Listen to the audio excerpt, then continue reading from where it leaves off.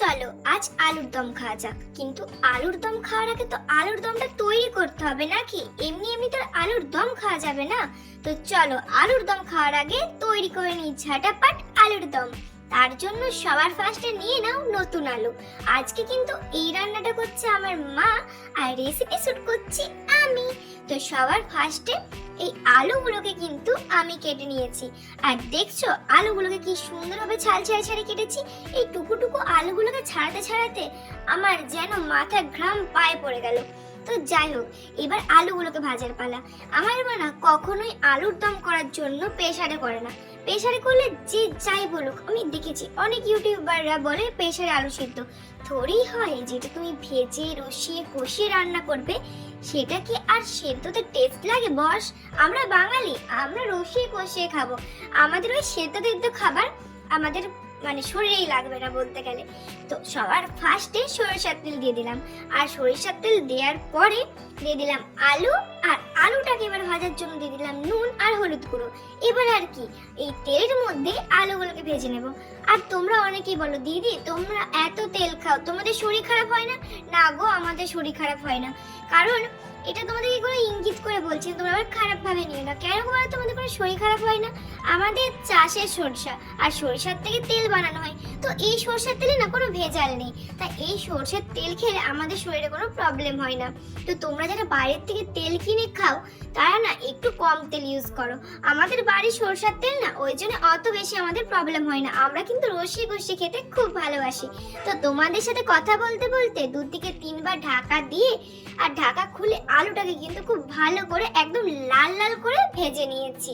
আর শুধু আলু ভাজলে হবে? তো চলো বাটা মশলাগুলো দেখানো যাক। তো এটা কিন্তু নিরামিষ আলুর দম হচ্ছে, সেটা তো তোমাদের ফার্স্টে বলাই হয়নি। এই জন্য নিয়ে নিয়েছি একটু টক দইকে ফাটিয়ে নিয়েছি আদা বাটা আর টমেটো বাটা।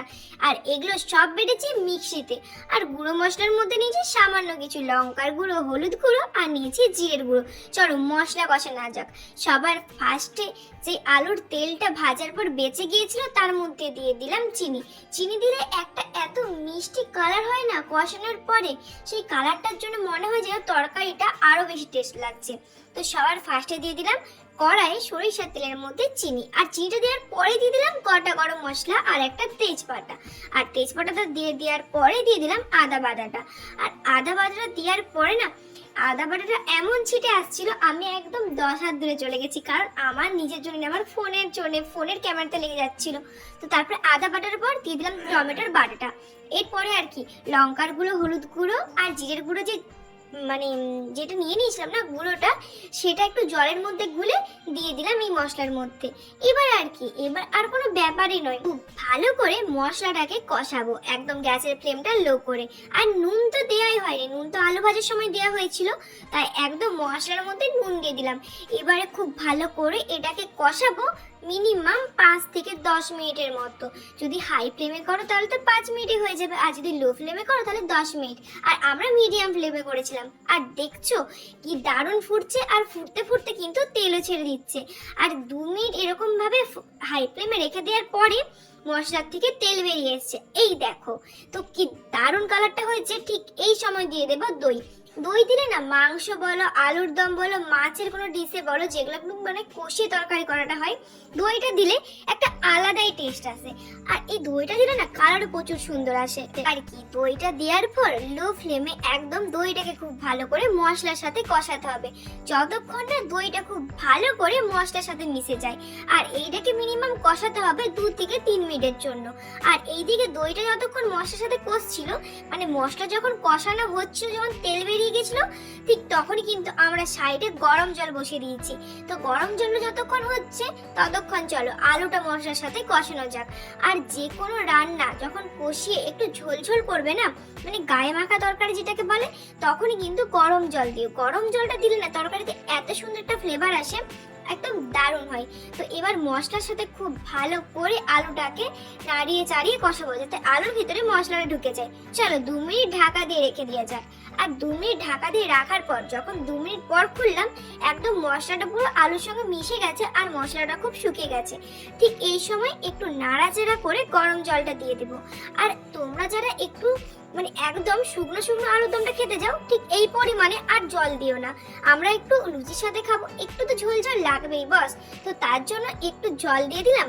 এবার আর কি জলটাকে যখনই জলটা খুব ভালো করে একদম টকবক করে ফুটে আসবে, তখনই না আলুর দমটা প্রায় 90% হয়ে যাবে, এখনো 10% বাকি আছে। আলুর দম করা যতটা সিম্পল মনে হয় ততটা নয়, আলুর দম করতেও ঠিক ততটা সময় লাগে যতক্ষণ একটু মাংস কষাতে বা মাংস ঝোল করতে টাইম লাগে। এবারে খুব ভালো করে এটাকে ঢাকা দিয়ে রেখে দিলাম যতক্ষণ না আলুর দমের এই জলটা একটু মরে আসবে, মানে গায়ে মাখা হয়ে আসবে। আর বেশ খানিকটা ঢাকা দিয়ে রাখার পরে 5 থেকে 6 মিনিট পর দেখলাম একদম জলটা মরে গেছে। আর সেই সময় দিয়ে দিলাম আমরা গরম মশলার গুঁড়ো। তেলে তো গরম মশলার ফোড়ন দিয়েছিলাম, গোটা গরম মশলা, এখন আবার গরম মশলার গুঁড়ো দিয়ে দিলাম। বাস, এবার তো পুরো পারফেক্ট ভাবে রেডি হয়ে গেছে আলুর দমটা।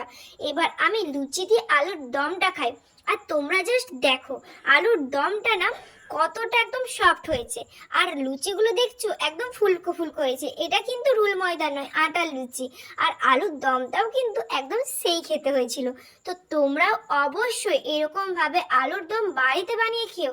আর আমি এখন আলুর দম খাই, তোমরা অবশ্যই চ্যানেলটা সাবস্ক্রাইব করে যেও। টাটা।